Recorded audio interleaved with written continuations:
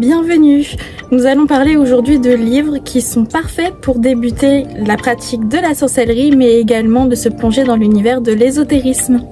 Commençons par un des livres qui est le plus connu, qui est La Voix du Mage d'Arnaud Tully, qu'on cite énormément, qui est un livre qui va vous permettre d'entrer dans le monde de l'ésotérisme et de la magie et vous faire un petit peu votre chemin préparatoire à cet acte qui est l'acte magique, mais également rentrer dans l'état d'esprit du mage. C'est donc un livre qui va vous permettre de développer vos facultés, car il est truffé d'entraînement. Il est composé quasiment exclusivement d'entraînement et de quelques brèves explications qu'il faut comprendre, mais la majorité c'est des exercices visant à améliorer vos compétences et votre corps physique, spirituel et mental pour affronter la magie. Ce livre d'Arnaud Tully est aux éditions Alliance Magique et coûte 20 €. Il est pour moi un essentiel à avoir, à lire au moins une fois et même plusieurs. Vous allez y revenir plusieurs fois, je pense, comme moi je l'ai fait, pour mieux comprendre certaines choses, certaines thématiques. Par exemple, on peut parler de la visualisation. Ce livre vous explique comment le faire, et si à un moment vous bloquez sur la visualisation, refaire des exercices va vous aider à débloquer peut-être potentiellement ce blocage. Nous avons ensuite ce livre qui est en anglais, mais il me semble qu'il est sorti récemment en français.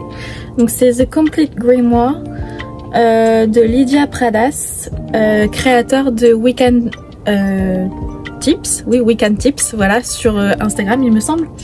Donc c'est un livre qui coûte 16 livres 99. Si je trouve le prix et le nom en français, je vous le mettrai bien sûr écrit quelque part. Mais ce livre est très intéressant parce qu'il aborde énormément de sujets comme les cristaux, les sabbats, l'autel, etc.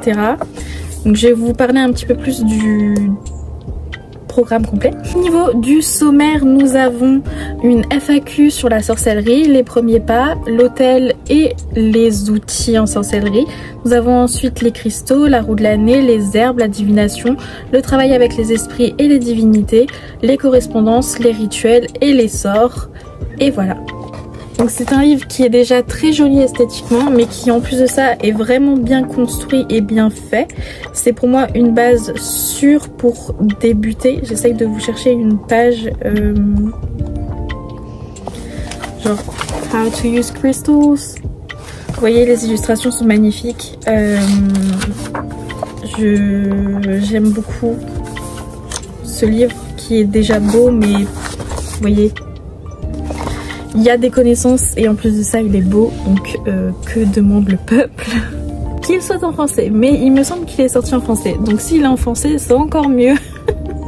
Mais en soi l'anglais est vraiment compréhensible, c'est assez simple à lire, même pour quelqu'un qui n'a pas un énorme niveau en anglais, il est assez simple à lire, donc vraiment pas de souci si vous le trouvez pas en français et que vous le trouvez qu'en anglais.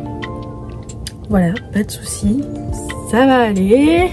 Passons à un livre en français qui est La sorcellerie intuitive, booster sa pratique grâce à l'intuition d'Astrea Taylor aux éditions Danae, et il coûte 20 €. Ce livre nous explique les bases et les fondements de la sorcellerie intuitive, qui est une branche de la sorcellerie où en fait c'est le fait de travailler suivant son intuition. Mais attention,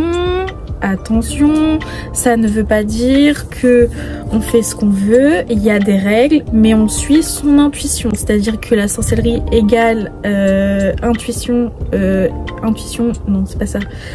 Sorcellerie égale volonté et intention, c'est non, d'accord. C'est juste que là, ça nous dit comment faire avec son intuition, comment s'écouter au final pour réussir à faire une pratique qui nous correspond. Et c'est vraiment très intéressant parce qu'on a des bases sur la sorcellerie qui sont universelles, en plus de fondements qui sont liés à cette branche de la sorcellerie qui est la sorcellerie intuitive. À la fin, il y a un index et ça j'adore parce que ça permet de retrouver facilement les sujets qu'on recherche dans le livre, donc ça j'adore, c'est un truc que j'adore personnellement. On a également des exercices, donc beaucoup d'exercices qui vont nous aider à améliorer notre pratique de la sorcellerie intuitive, mais nous avons également des lectures complémentaires ici à la fin de chaque chapitre pour nous permettre d'aller plus loin et de voir un petit peu quelque chose en particulier qui nous a marqué. Nous avons également un glossaire qui va nous expliquer les termes employés. Donc c'est vraiment un livre qui est axé sur les débutants mais également sur les personnes qui ne sont plus débutantes en sorcellerie mais qui ne connaissent pas la sorcellerie intuitive. C'est très intéressant, c'est un très bon livre que je recommande fortement. Si ça pouvait être votre premier livre de sorcellerie, ça serait vraiment pas mal.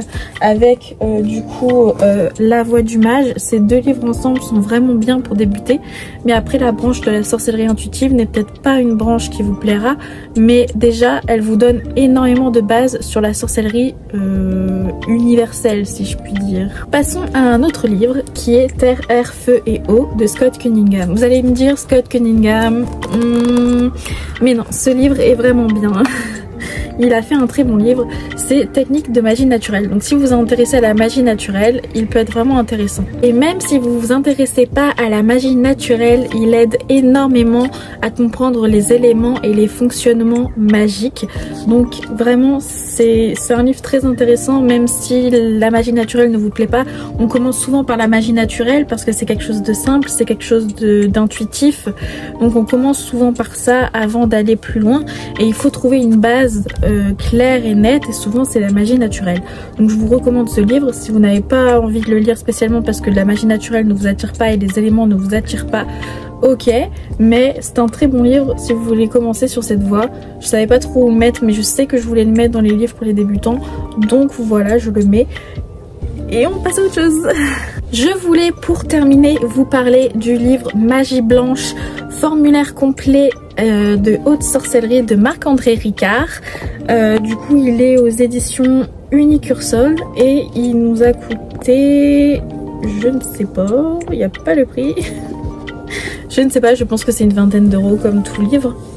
Donc concernant ce livre, ce que je peux en dire, c'est qu'il est très intéressant, il donne énormément de définitions et il donne énormément d'informations. Cependant, et parce qu'il y a un cependant, il est très axé Wicca, ce qui fait que ça peut déranger certains et il faut pas prendre tout au pied de la lettre parce qu'il est très axé Wicca, donc axé religieux et pas forcément universel en fait. Donc gardez ça au coin de votre tête quand vous lirez ce livre, si vous le lirez. Mais sinon ce livre est vraiment pas mal. Je cherche toujours le titre, le prix, mais je ne le trouve pas. Mais c'est vraiment un livre pas mal, franchement. J'ai beaucoup aimé le lire. Mais voilà, c'est un livre qui est axé Wicca, quoi. Tant pis. Donc voilà pour les livres que j'avais à vous présenter pour débuter. Je vous ferai sûrement une deuxième partie avec d'autres livres que je trouve intéressants pour débuter. Je vais en faire par catégorie, par exemple pour la magie verte ou la magie des plantes, mais également pour la magie naturelle, élémentaire, etc. Et j'en ferai sur d'autres parties, par exemple sur la lithothérapie, sur comment débuter, quels sont les livres qu'il nous faut, etc. Voilà, j'espère que ça vous a plu cette petite vidéo et je vous dis à bientôt dans une prochaine vidéo. N'hésitez pas à vous abonner et à bientôt.